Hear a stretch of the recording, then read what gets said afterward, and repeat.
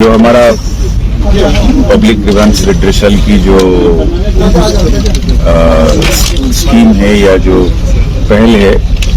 उस सिलसिले में हमने ये सोचा कि अब श्रीनगर से और जम्मू से बाहर आकर मुफस्सिल डिस्ट्रिक्ट में भी लोगों को मिले और उसका एक कड़ी है। पहली बार हम स्टेशन हेडक्वार्टर मतलब स्टेट हेडक्वार्टर से बाहर निकल के उसको मिलने की कोशिश कर रहे हैं। अब मसाइल है लोगों के बहुत और कई कुछ एकदम से समाधान के मतलब हल करने के लायक होते हैं, कई सारे नहीं होते हैं। अब हम तो कोशिश करते हैं कि खाली पुलिस की जो मैटर है या मसाइल है उसी पे करें, पर इसमें मुख्तलिफ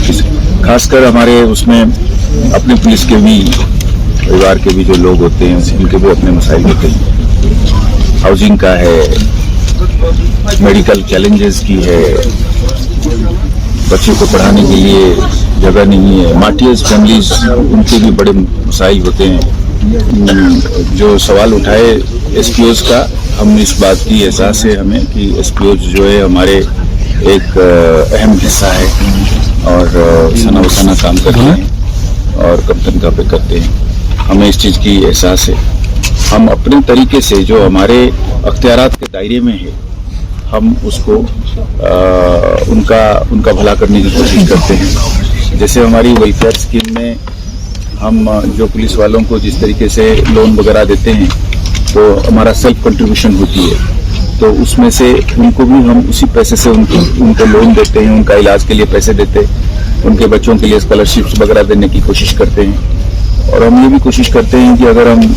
जैसे SRO 43 में तो उनको मिलता है जो कंस्टेबल, इनको हम उनके घर वालों को ही प्रेफरेंस देने के लिए कोशिश करते हैं। अपना दायरे में जो हम कर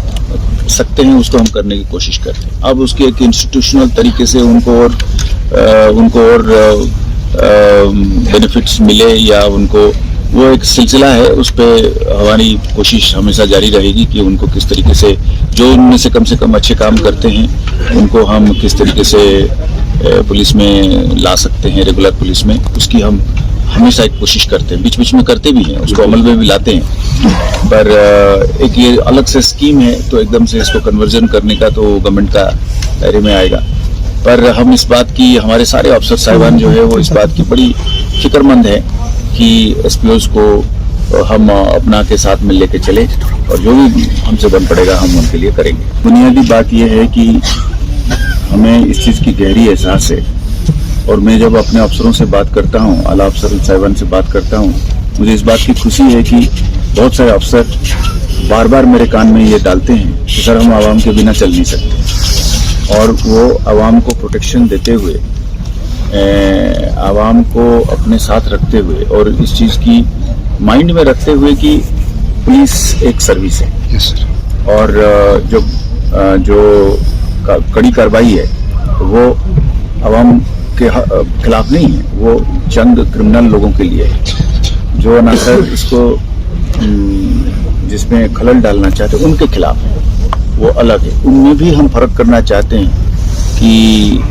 जो बड़ा जो नीचे का प्यादा है और जो चलाने वाला मास्टरमाइंड है,